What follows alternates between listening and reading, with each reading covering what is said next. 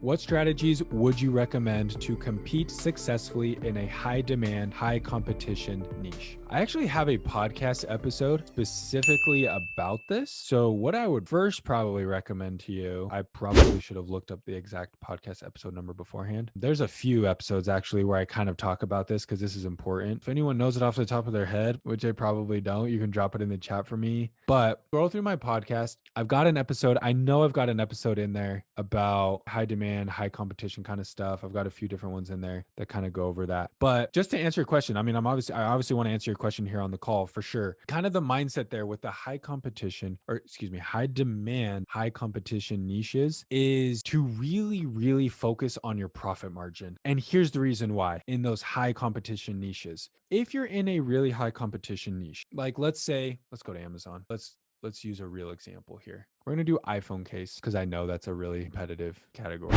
If you're in a really competitive category, high demand, a lot of people are buying iPhone cases. It's like the number 2 purchase item on Amazon, but a lot of competition. There's a ton of selling. There's over 100,000 results for iPhone. How do you compete in this category? Something that I really like is high profit margin. The reason being is the way that you compete with the OtterBoxes, the whoever Cord King is, these people that have 9,000 reviews, 18,000 reviews, 11,000 reviews, 10,000, 8,000. If all your competitors are just absolutely crushing it with the number of reviews, the only way you are going to stand out on page 1 in the beginning is with this beautiful little piece of gray text that says sponsored. That is how you compete early with high demand, high competition products. You run ads, right? Like if you only have 26 reviews on your product listing, it's very unlikely you're going to rank up here with the other products that have 10,000 and 4,000 reviews, right? So you got to pay for ads. Now, if you have a low profit margin product, you can't afford to spend that much money on ads. Maybe you can if you have a big budget, but if your profit margin is 15% and you're trying to run ads on iPhone cases on something this competitive, you're going to be bleeding a lot of money. You'll get sales. Like if you got a cool product like this, like you'll get sales. These dudes are selling 40 of these a day and they only have 26 reviews. You'll get sales. But if the profit margin is not there, you're going to lose a ton of money. Like I'd be willing to bet that this ad is costing them a lot of money. They're on page 1 for this search term iPhone cases. They're paying the big bucks for these clicks. So the more you can like front that pain of the advertising spend and like, I can eat that cost and get those sales and get those sales and get that ranking up and get those reviews up and start to organically make your way up the page, then that's how you survive. So that's like by far, I would say the number 1 strategy in competing in high demand, high competition is having a good profit margin. Obviously a good product that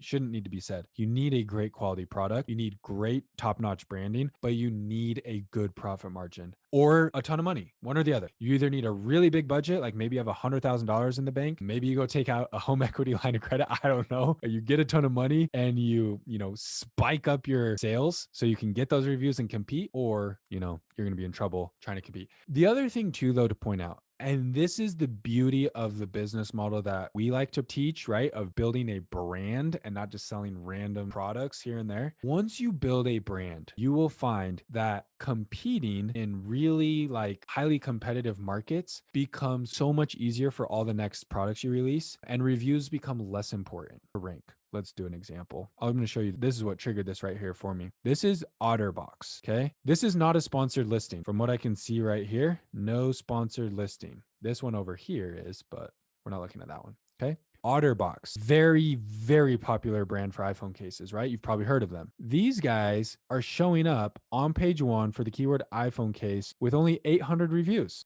That's pretty dang good. 800 reviews, you're already on page 1 next to all these other brands that have 10,000 reviews. How did that happen? Like how on earth did they rank on page 1 with only 800 reviews? How come they don't have 8,000 on page 1? That's where the whole branding the branding aspect comes in. Once you have a brand like OtterBox and people know you and trust you, you're already selling other stuff. When you release a new SKU, a new listing, you'll find that you can rank a lot easier for those new listings. So OtterBox, I'm sure there's probably OtterBoxes on here that have 10,000 reviews. There you go. OtterBox, 11,000 reviews. So here's another one, OtterBox, 9,000. So that's my point, is the OtterBoxes already established themselves in the iPhone category here. in the cell phones and accessories category, establish themselves. So whenever they want to release a new SKU right here, they release it and they're on page one. No problem. I mean, 800 views sounds like a lot, but with iPhone cases, that's not very many. No problem. Page one. The same thing applies with other categories. Let's go to dog bandanas. We've seen this happen for our own products where we have some products that have a ton of reviews, but we have others that have not very many reviews. Page one, right here. We just released this one a few weeks ago. This was our fall design that we just released. 26 reviews, page one for the keyword dog bandanas. Like versus a lot of these other ones, this one has 3,000. You know, some of these other ones, you know, have a lot. But we instantly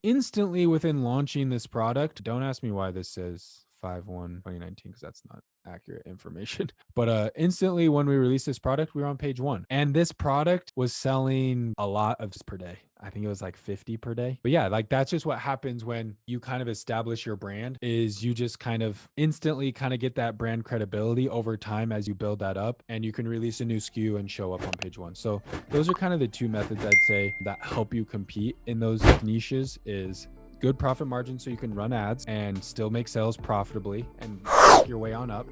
And then establishing your brand over time to where when you do release a new product, you can compete fairly quickly in a competitive market.